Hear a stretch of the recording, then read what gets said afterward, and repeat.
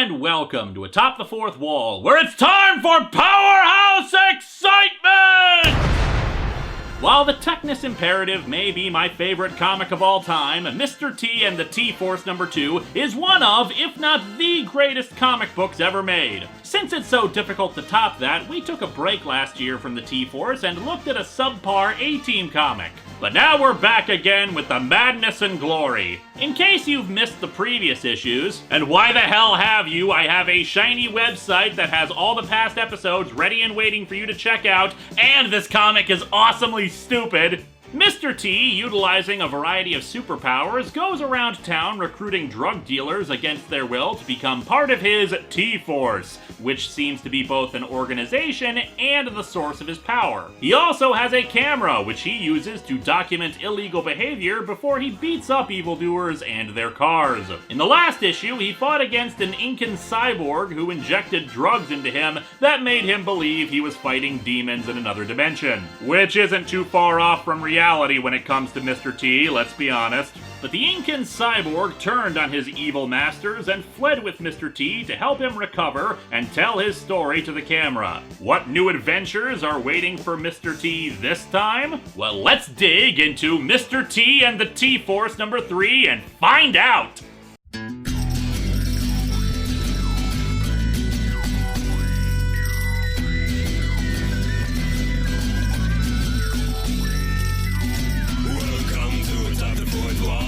Where bad comics burn. Linkara's gonna teach you all a lesson you won't learn. Brodsky, you're not the smartest. Life out, you're not an artist. Anyone who's had a bad comic published, it could be your turn. Linkara, he's a man punch, wears a birdie hat. Linkara, he has a magic gun. Where'd he purchase that? Linkara. Robots, Amazons, and trucks. Linkara. This comic sucks. Linkara.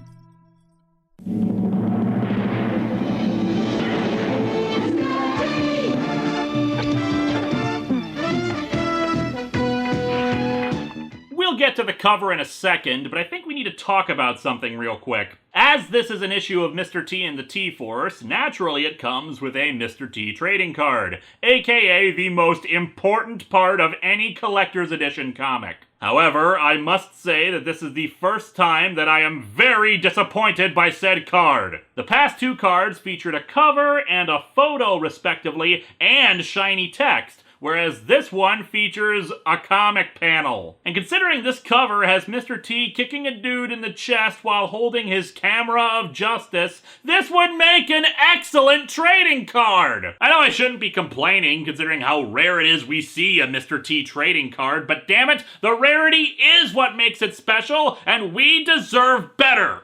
But yeah, isn't that an awesome cover? I think my only disappointment with it is that the coloring seems a little dark. It might just be because of the printing process they use, but I want to see this in a much brighter environment. Then again, given the glow behind Mr. T, maybe he actually absorbed all the light from the cover to use as some kind of attack. In fact, I bet that's what happened. Adding it to the count.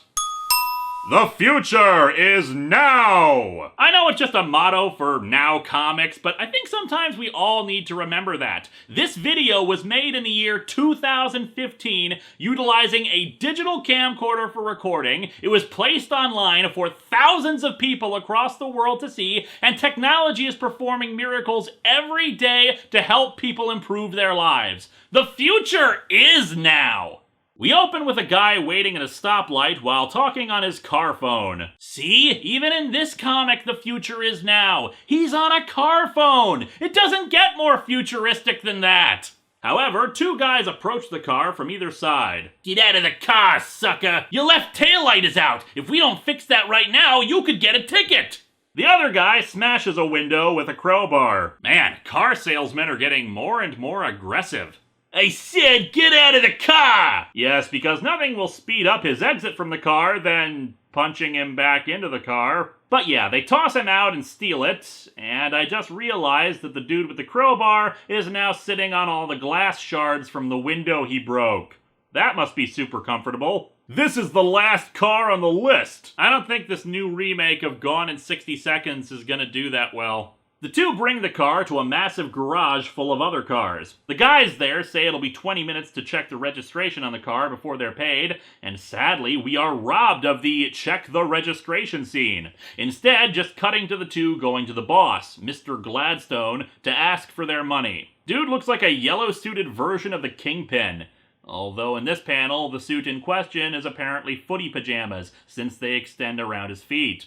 Anyway, he's kind of upset. Turns out the car they stole belonged to a prominent lawyer, and there was blood on the seat. Not the lawyer's blood, mind you. I told you sitting in that glass was a mistake. And because of the potential heat this will bring down on them, he grabs the two and tosses them over the side of the garage, several stories up. I'd say it was to their deaths, but then Gladstone immediately tells another lackey, "Get them to a hospital." well, the management sucks at this job, but at least they've got a great health plan. We cut to the next day, where two kids are fighting in the street with a crowd around them cheering them on. However, their fight is brought to a close by, of course, Mr. T. "Hey brothers, why are you two fighting in the street? I taught you kids to fight like Soul Calibur, not Street Fighter." He called me a punk! Punk is nothing but death and crime and the rage of the beast. He dissed my mother! Wait a minute.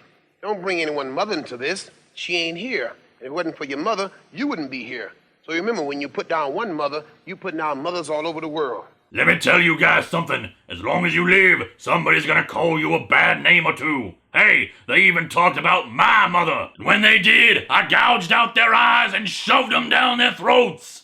Lesson is, don't you talk bad about Mr. T's mama. A bystander congratulates Mr. T on stopping the two, but Mr. T calls the guy out for not doing anything to stop the fight. What can I do? I'm no tough guy. Just be there for your kids. Teach them to put their energy into studying instead of fighting. That way they throw books at each other instead of fists. Wait. Mr. T drags the kids to a local gym to teach them about boxing. Once you learn to box, you won't feel like fighting. That don't make sense. I'll make it easy for you then. My other name's Clubber Lang. My prediction for you? Pain. Actually, it's about teaching the kids the value of hard work and discipline so that the fighting they do won't be just because of schoolyard taunting. I'd say that's a great approach for ending internet trolls and the like, but frankly, I don't want them learning how to punch things. Mr. T brings the kids over to Brady, the owner of the gym, and asks him to teach the two how to box. Only if they want to learn. You listening? I expect you to put in 2 hours a day, or I'm gonna come looking for you. Mr. T is your new lord and master. You better do what he says, or else... Or else you'll kill us? No! I'll start singing to ya. Do you know where your children are? Yeah, Mr. T kidnapped them and forced them into a regular activity without the consent of their parents. A woman named Charisse and her daughter Darlene go up to Mr. T and start telling him about her husband. She thinks he's involved in something illegal after the assembly plant he worked at shut down, and he started coming home with a lot of money and various expensive cars that he's allegedly just checking out. Don't worry, Charisse. Your problem just became my problem. It also became the problem of whoever I have to start punching. Or singing too. I kind of flip-flop over what I feel like doing. Mr. T gives her a communicator in case she needs help, and he calls up that drug dealer he forcibly recruited from the first issue, named Justice, who's in the middle of being recruited by some guy to act as a lookout for some shady job. Justice refuses to participate and walks off to answer Mr. T's call. Mr. T asks him if he knows anything about the stolen car ring. Yeah, I had something about them. Word is they like to hit hospital parking lots, get them rich doctors' cars. Get the word out! I'm counting on you! What word? You didn't give any instructions. With this info, Mr. T heads over to that free clinic and meets up with Janie, the hospital nurse who helped him out with an abandoned baby. It's a crack baby, fool! Yeah, that's the one. He walks her out to her car, which of course is in the middle of being robbed by 4 guys. Because when I think rich doctors, I think free clinic. I'm gonna ask you to get off the lady's car. Then I'm gonna ask you some questions. You ain't got nothing while I got my posse. Oh, yeah, I'm really sure that you guys are gonna succeed, where the Incan cyborg with grenade launcher hand failed. Look out, man, I'm gonna plug him! Come here, fool! You ain't gonna plug anybody! And Mr. T grabs the gun out of his hand and bends it in half. Colt 45, semi-automatic. Play-Doh. Mr. T grabs one and asks about the carjackers, but he's soon attacked by the other three. This punk ain't nothing! You know, you got a lot of mouth, and I got a lot of fists for your mouth. Yeah, this does not go well for them, and they're quickly fought off and tossed around like rag dolls. Still don't know nothing? Then I'm gonna kick your butt for stealing that lady's purse last week. Wait, how does Mr. T know that these people stole a woman's purse last week? Is Mr. T psychic? I'm adding it. Still don't know nothing? You'd better learn something quick. Wait a minute, bro! My name ain't Bro. First name Mr., middle name period, last name T. They finally spill the beans. They're not part of the gang themselves, but they tell Mr. T that he's looking for the Porsche Posse, a group who have a list of specific kinds of cars they want. Right now, they're looking for Rolls Royces. And indeed, that evening, the gang steals a Rolls Royce and brings it to their hideout. They check the trunk, but... Surprise, motherfucker. Smile! You're on the Mr. T show! Wait, if this is the Mr. T show, does that mean I've been completely in the right to use those clips from the Mr. T animated series as the stingers of these episodes? The gang attacks, but Mr. T hasn't got time for that crap. He's too busy filming everything around him and throwing tires at guys without even looking at them. Of course, Mr. T hasn't forgotten what got him here in the first place, so he quickly finds Charisse's husband and hands him the camera. Here, take this. Act like Steven Spielberg. But I don't want to make a movie about Lincoln. You do as you're told, fool! While Mr. T just continually smacks around the criminals, or throws them into each other, he tells the guy, Denton, that as a mechanic he could have gotten a legitimate job anywhere. It depends on the economy. However, in this case, Denton agrees, but the gang would have killed him if he had tried to leave. You gotta be strong, Denton! You gotta make a stand! Yeah, Mr. T, not that I don't agree with you, but at the same time, it's easy to say that when you've got 16 superpowers and no family to be threatened as well. He asks who the leader is, and Denton happily informs him it's Gladstone. With that, Mr. T takes back the camera and tells Denton to head home while he deals with the final boss. Where are you? Are you afraid? I'm afraid, all right. I'm afraid I can't permit you to leave here alive. Ha! Been working on that one all day. God, that felt good. Gladstone emerges from the shadows, and indeed, he's either an overripe Suntaran, second week in a row with that comparison, or Michael Clark Duncan as the Kingpin. Mr. T asks how Gladstone intends to stop him, and so our comic ends with a splash page revealing this: a giant monster truck with crushing jaws and a guy with a missile launcher. Oh no, Mr. T. I've heard about you. I'm not so foolish as to engage you in hand-to-hand combat. I prefer hand-to-killdozer combat. My supervisor left special instructions for you, so we built a special car for you. It even has a car phone! This comic is awesome, but then you should expect that from this series by this point.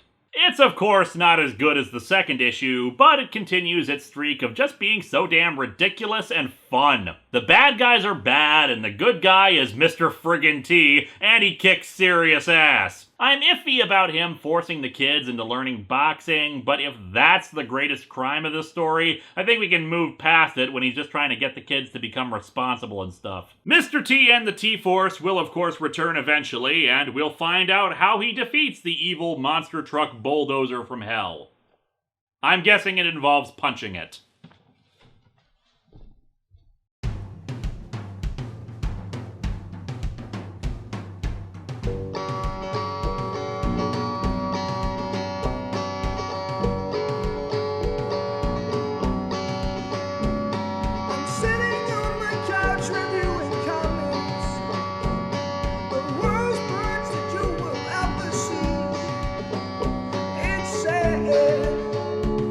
That comic book